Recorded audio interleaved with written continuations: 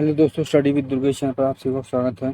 दोस्तों, आज हम 1857 की क्रांति के जो कारण यानी 1857 की क्रांति क्यों हुई, किन कारणों से हुई, उन पे जो है अध्ययन करेंगे। तो चलिए शुरू करते हैं, गहन अध्ययन अपना करते हैं 1857 की क्रांति के कारण।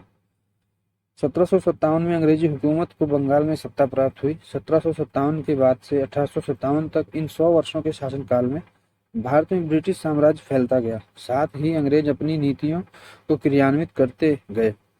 विभिन्न सामाजिक, प्रशासनिक, आर्थिक नीतियों को उदाहरण के लिए भू राजस्व के क्षेत्र में बंदोबस्त, उनका समस्त उद्देश्य औपनिवेशिक हितों से प्रेरित होता था। 100 वर्षों के शासन के काल में ब्रिटिश नीतियों के खिलाफ जो असंतोष यानी भारतीय समाज के विभिन्न वर्गों में जो असंतोष का बारूद संचित होता रहा, 1857 में चर्बी वाले कारतूस की घटना ने उस बारूद को चिंगारी लगाने का कार्य किया। विद्रोह के कारण दीर्घकालिक थे और ब्रिटिश उपनिवेशिक चरित्र में निहित थे। विद्रोह के कारण बाह्य नहीं थे।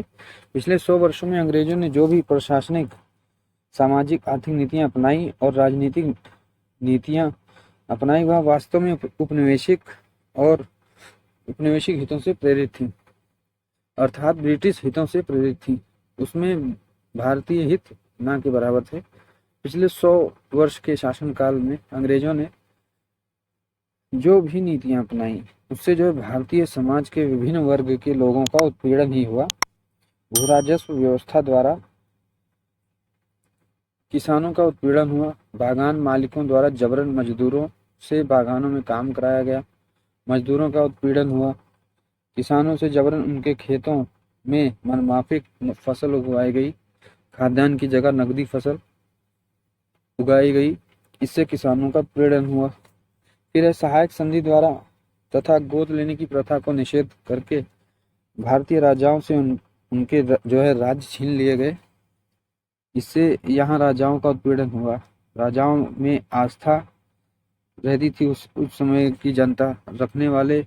यहाँ की जो जनता होती थी, भारत की जो जनता थी, वो अपने जो देशी राज्यों को जो है धर्म और संस्कृति का संरक्षक मानती थी। यानी जो भी राजा होते थे, उनको जो है अपना धर्म का संरक्षक मानती थी और संस्कृति की।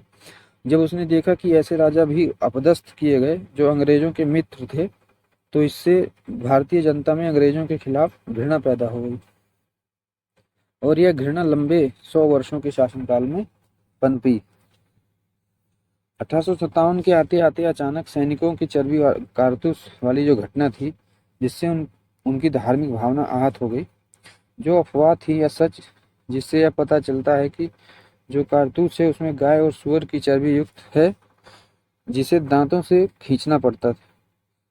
अचानक केवल एक घटना इतने बड़े विद्रोह का कारण नहीं बन जाती है। निश्चित रूप से अंग्रेजों के खिलाफ जो घृणा थी लंबे समय से थी और भारतीय समाज के विभिन्न वर्गों में थी।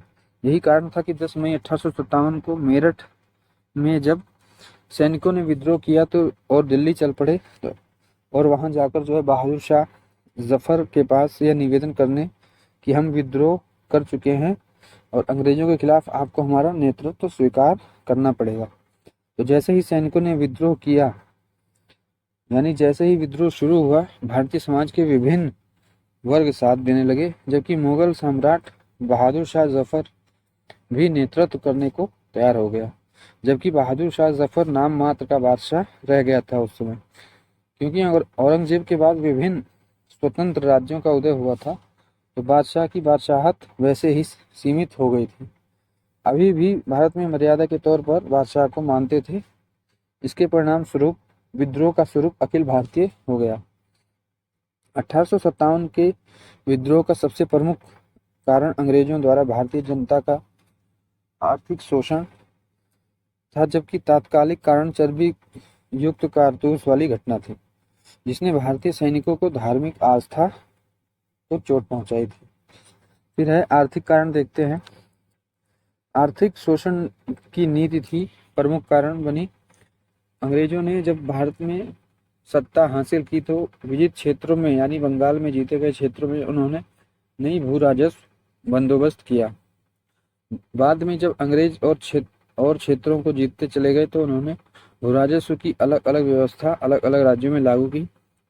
दक्षिण भारत में रैयतवाड़ी व्यवस्था, उत्तर भारत में स्थायी बंदोबस्त और पश्चिमोत्तर भारत में महालवाड़ी व्यवस्था लागू की।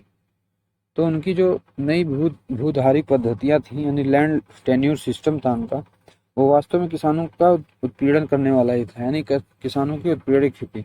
विशेष रूप से अस्थायी बंदोबस्त में बिचौलिया बना दिया गया था जमींदारों को, और जमींदारों से कह दिया गया था कि तुम मुझे इतनी रकम दो सालाना 10/11, बाकी तुम रखो, बाकी किसानों से क्या करना है तुम जानो। वास्तव में जमींदार इससे किसानों का उत्पीड़न करते चले गए। करों में वृद्धि, हस्तशिल्प, कुटीर उद्योगों का पतन करते चले गए। जब से ब्रिटेन से सूती कपड़ा मंगाने लगे, बागान और नील मजदूर से जबरन श्रम कराया जाता था, कृषकों की इच्छा के विरुद्ध उत्पादन कराया गया तथा अकाल की स्थिति में भी किसानों से लगान वसूली की गई। किसानों का महाजनों के चुंगल में फंसना। राजनीतिक कारण है। एमहर्स्ट 1822 से 1828 ने मुगल बादशाह की बादशाहत को मानने से इनकार कर दिया। इसी तरह डलहौजी ने बहादुर शाह, जो डलहौजी था 1848 से 1856, ने बहादुर शाह जफर को लाल किला खाली करने का आदेश दे दिया था और यह भी कहा था कि अब आप अपना उत्तराधिकारी नामजद नहीं कर सकते। हालांकि बादशाह ने लाल किला खाली नहीं किया था। दूसरे राज्यों पर अत्याचार की शुरुआत वास्तव में लॉर्ड वेलेस्ली ने की 1798 से 1805 ईस्वी। लॉर्ड वेलेस्ली जो है साम्राज्यवादी था। आते ही भारतीय राजाओं का जो है करने के लिए उसने फ्रांस के आक्रमण का खतरा था। 1789 की फ्रांसीसी क्रांति हो गई थी। यूरोप में फ्रांस और ब्रिटेन आपस में युद्धरत थे। लॉर्ड वेलेस्ली पर यह जिम्मेदारी आ गई कि भारतीय जो देशी राजा थे उन्हें अपने अधीन कर ले, कहीं वो फ्रांस से समझौता न कर ले। भारत पर आक्रमण करने के लिए वेलेस्ली इस बात की भनक लग गई तो वेलेस्ली ने फ्रांस के आक्रमण से बचने के लिए तथा भारत में ब्रिटिश प्रभुसत्ता को पूर्ण स्थापित करने के लिए आते ही सहायक संधि का व्यूह रचना किया और भारतीय राज्यों पर सहायक संधि थोप दी। भारतीय राजा सहायक संधि मानने के लिए मजबूर थे क्योंकि वह जानते थे सहायक संधि को न मानने का अर्थ था युद्ध, और उस समय अंग्रेजों से युद्ध जीतने में सक्षम नहीं थे क्योंकि इससे पूर्व टीपू सुल्तान को कई युद्धों में हराया जा चुका था और बंगाल पर कब्जा किया जा चुका था। तो भारतीय राजाओं ने डरकर सहायक संधि को स्वीकार कर लिया और अपनी विदेश नीति को खो बैठे। हालांकि भारतीय राजा अपनी आंतरिक नीति के लिए तो स्वतंत्र थे, लेकिन उसमें भी पूर्ण रूप से स्वतंत्र नहीं थे क्योंकि जो राजा सहायक संधि स्वीकार कर लेता था उसे अपने राज्य में एक अंग्रेज रेजिडेंट को रखना पड़ता था। रेजिडेंट राजाओं पर नजर रखता था, तो राजा नाम मात्र के लिए ही आंतरिक नीतियों के लिए स्वतंत्र था। उसमें भी ब्रिटिश रेजिडेंट का हस्तक्षेप होता था और विदेश नीति तो वो खो ही बैठे थे तथा अपनी स्वतंत्रता भी खो बैठे थे। डलहौजी ने जो है गोद लेने की प्रथा को अस्वीकार कर दिया। उसने कहा कि ऐसे राजा जिनका वास्तविक यानी अपना पुत्र नहीं है वह दत्तक पुत्र लेंगे तो दत्तक पुत्र को हम नवाब या राजा स्वीकार नहीं करेंगे, तथा बाद में दत्तक पुत्रों की पेंशन बंद करवा दी। डलहौजी ने गोद लेने की प्रथा को अस्वीकार कर जिन देशी राज्यों का विलय कर लिया था वे सभी राजा अपना खोया हुआ राज्य हथियाने के लिए एक अवसर की तलाश में थे। इसलिए इन्होंने जो 1857 के विद्रोहियों का साथ दिया था। अवध का राजा 1765 की इलाहाबाद की दूसरी संधि के बाद से ही सदैव अंग्रेजों का मित्र रहा था। यहाँ तक 1801 में जब अंग्रेजों ने अवध पर सहायक संधि थोपी तो उसने सहर्ष स्वीकार कर ली थी। उसने कभी विरोध नहीं किया और लगातार अंग्रेजों का परम मित्र बना रहा और सलाहकार बना रहा है। इसके बावजूद 1856 में डलहौजी के शासनकाल में अवध को कुशासन का आरोप लगाकर अंग्रेजी साम्राज्य में मिला लिया गया। वास्तव में अवध का विलय था वह पूरी तरह से अन्यायपूर्ण था। उसको किसी भी आधार पर सही ठहराया नहीं जा सकता था क्योंकि एक ऐसा राजा जो पिछले 90 वर्षों में अंग्रेजों का परम मित्र बना हुआ था, उसका विलय कुशासन के आधार पर, क्योंकि अवध का दत्तक पुत्र भी नहीं था, वास्तविक पुत्र था। जो वाजिद अली शाह था वो जो है असली पुत्र था। उसने जो मुस्कुराते हुए गद्दी छोड़ दी, इससे अवध की जनता की निष्ठा अपने नवाब में और बढ़ गई। उस समय जनता अपनी राजाओं की धर्म और यानी राजाओं को जो है धर्म और संस्कृति का संरक्षक मानती थी, इसलिए अंग्रेजों से घृणा करने लगे। जो जनता थी वो अंग्रेज पर घृणा करने लगी।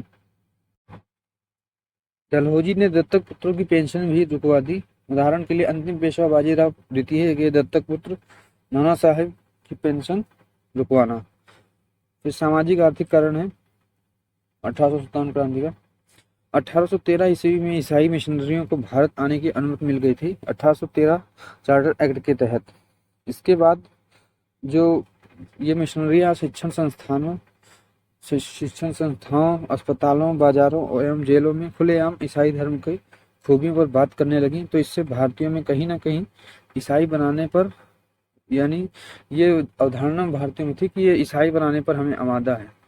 इसी की शिक्षा जो है शिक्षा समिति का विधि सदस्य लॉर्ड मैकाले ने भी परामर्श दिया कि जो है उच्च शिक्षा अंग्रेजी के को माध्यम बनाना चाहिए उच्च शिक्षा में। तो लॉर्ड विलियम बेंटिंग था उस समय, जो उसने स्वीकार कर लिया और उच्च शिक्षा को अंग्रेजी माध्यम में कर दिया गया। तो इस शिक्षा नीति को भी भारतीयों ने हमले के रूप में देखा। जैसे जैसे भारत में ब्रिटिश साम्राज्य का विस्तार होने लगा, अंग्रेज प्रजातीय श्रेष्ठता पर जोर देने लगे और भारतीयों को असभ्य कहने लगे। अंग्रेज भारतीयों को सभ्य बनाना अपना अधिकार समझने लगे। काले गोरे का भेद स्पष्ट रूप से उभरने लगा। क्लबों, होटलों और भारतीयों का प्रवेश वर्जित होने लगा। यानी क्लब और होटल में भारतीयों का प्रवेश वर्जित होने लगा। वहां पे ऐसे लिख के बोर्ड में टांग दिया जाता था, Indian and dogs are not allowed, यानी कि भारतीय और कुत्ते नहीं अलाउड हैं, अंदर उनके लिए एंट्री नहीं थी। लॉर्ड विलियम बेंटिक 1828 से 1835 और डलहौजी के हिंदू समाज में व्याप्त कुरीतियों को दूर करने के लिए कानून बनाए, जैसे सती प्रथा एक्ट, कन्यावध निषेध एक्ट, विधवा पुनर्विवाह एक्ट 1856 में डलहौजी लाया और कैनिंग ने आते ही इसे पारित कर दिया था।